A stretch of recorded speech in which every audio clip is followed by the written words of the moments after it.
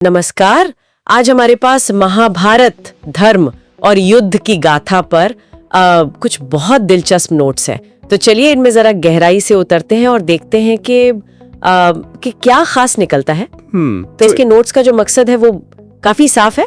महाभारत का जो मूल संदेश है और उसका जो महत्व है उसको समझना। अक्सर लोग सोचते हैं कि ये बस एक लड़ाई की कहानी है, पर परियों से कहीं ज्यादा है। जैसा ये नोट्स भी इशारा कर रहे हैं, ये असल में धर्म और अधर्म के बीच का एक बहुत बड़ा, मतलब एक बहुत ही जटिल संघर्ष था। बिल्कुल। हाँ, और ये नोट्स इस बात को काफी अच्छे से सामने लाते हैं कि ये सिर्फ पांडवों और कौरवों के बीच, मतलब सिर्फ सत्ता की लड़ाई नहीं थी। अच्छा। ये असल में न्याय बनाम अन्याय था, सत्य और मोह का टकराव। वो कुरुक्षेत्र का मैदान, वो तो बस एक प्रतीक बन गया। एक तरफ थे धर्म के रक्षक और दूसरी तरफ वो जो अपने मोह और कह सकते हैं अपनी महत्वाकांक्षाओं में फंसे हुए थे। इन नोट्स में एक बहुत ही नाटकीय मोड़ का जिक्र है, जब भाई बने दुश्मन। ये सोचकर ही अजीब लगता है ना, कैसे अपने ही लोग। हाँ, वो तो है। पारिवारिक रिश्ते कैसे दुश्मनी में बदल गए। और फिर बिल्कुल युद्ध के मैदान में वो श्री कृष्ण का अर्जुन को उपदेश, भगवत गीता वहीं से तो आई। वो जो मशहूर पंक्ति है, कर्मण्येवाधिकारस्ते मा फलेषु कदाचन। हाँ, बिल्कुल। कर्म पर अधिकार है, फल पर नहीं। वही। और दिलचस्प बात यह है, जैसा नोट्स कहते हैं, कि ये सिर्फ कोई पुरानी घटना या उपदेश भर नहीं है। ये एक ऐसा दर्शन है, एक ऐसी सोच है जो आज भी, मतलब आज की दुनिया को भी रास्ता दिखा सकती है। ये जो निष्काम कर्म का सिद्धांत है ना, कि अपना काम करो, अपना कर्तव्य निभाओ, लेकिन उसके नतीजे से खुद को मत जोड़ो। आज के जमाने में जहां हम लोग रिजल्ट्स को लेकर इतने परेशान रहते हैं, ये सोच कितनी अलग है, शायद जरूरी भी। हाँ, ये बात तो है।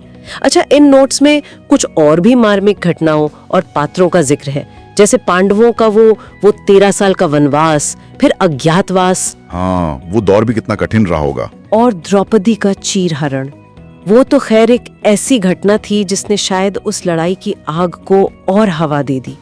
फिर भीष्म पितामह की प्रतिज्ञा, जिसने पूरी कहानी का रुख ही मोड़ दिया। बिल्कुल। और कर्ण की दानवीरता, जो एक तरह से उसकी ट्रेजेडी भी बनी। हाँ। और अभिमन्यु, उसका वो कम उम्र में बलिदान। हाँ। हर कहानी, हर पात्र में इतनी गहराई है, लगता है हर एक अपने आप में एक पूरी दुनिया है। सही कहा।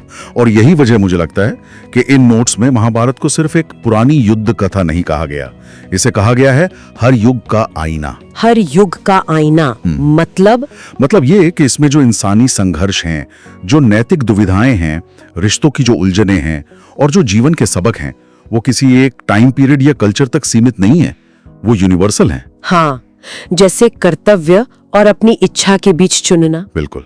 या फिर अपने ही लोगों के खिलाफ खड़े होने की मजबूरी।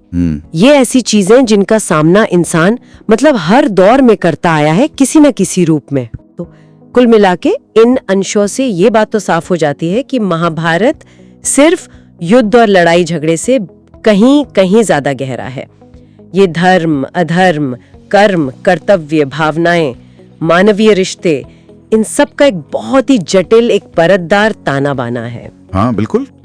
ये हमें इंसान के अंदर की अच्छाई और बुराई दोनों के कई रंग दिखाता है। और जो इन नोट्स का निष्कर्ष है कि महाभारत आज भी हमारे भीतर जिंदा है, ये बात वाकई सोचने वाली है। हाँ, ये सिर्फ एक कहानी नहीं रह जाती, फिर ये एक तरह का एक लगातार चलने वाला संवाद बन जाती है हमारे साथ।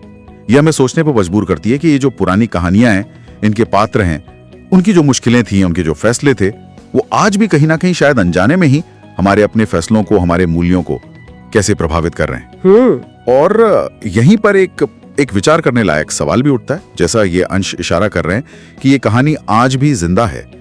तो फिर इस पूरी महागाथा का कौन सा पहलू या कौन सा पात्र है जो आज की हमारी जो ये भागदौड़ भरी जिंदगी है, इसकी जो चुनौतियां हैं, उनसे सबसे ज्यादा जोड़ता है और क्यों, इस पर सोचना काफी दिलचस्प हो सकता है।